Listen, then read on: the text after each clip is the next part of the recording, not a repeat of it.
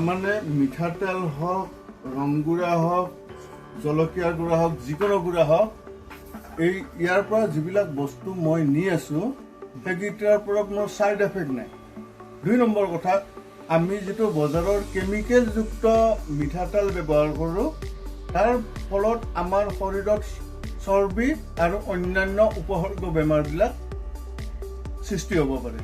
আৰু এই পিয়ৰ মিঠাতেল আমি ঘানিৰ পৰাই লৈ যাই আছোঁ, তাৰ ফালৰ পৰা আমাৰ হেল্থটো ভাল হয়। তাৰমানে যিমান পৰিমাণৰ আমাৰ লাগে গোটেইখিনি পায়। আৰু এই মিঠাতেল গাত ঘঁহিলেও একো অসুবিধা নাই। এনে বজাৰৰ মিঠাতেল নাকত দিলেও, এই মিঠাতেল যদি নাকতো দিওঁ, যদি চাইনাছ আছে তেতিয়াও ভাল হৈ যাব, মাইগ্ৰেইন ভাল হ'ব। গতিকে এই মিঠাতেলৰ সন্মান বহুত ওপৰত, কাৰণ আমাৰ অসমৰ থলুৱা প্ৰডাক্ট।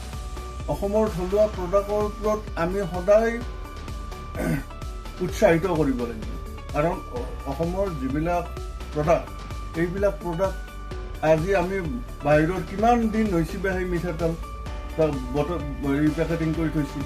সেই মিঠাতেলততো কোনো গেৰাণ্টি নাই, ক'ৰবাৰ যি টি বাচনেদিও ব্যৱহাৰ কৰিব পাৰি। কিমান বছৰ হ'ল আপুনি আমাৰ লগত এনেই আমাৰ তাৰপৰা বস্তু নিয়া? মোটামুটি ইয়াৰ পৰা 4 বছৰমান হ'ল। মই ডেটটো মনত নাই। অসুবিধাটো পোৱা নাই? অসুবিধা কি পাম? যিটো বস্তুৰ মই জানো যিটো বস্তু ভাল, নিজে বিহাৰ আনি ইয়াতে পেৰি পেলাই আমাক তেল খুৱাইছে আপোনালোকে। গতিকে আপোনালোকৰ সেইটোত মই ধন্যবাদেই দিম, মই হেৰিয়ে কৰিম। কাৰণ এই তেল খালে মানুহৰ উপকাৰ নহয়। হয়, তেলটো এনেও বেয়া, কিন্তু এইটো তেলৰ সিমান উপকাৰ নাই। তেল চৰ্বিৰ কাৰণে তেল বেয়া, কিন্তু এইটো তেলৰ সিমান অপকাৰ নহয়।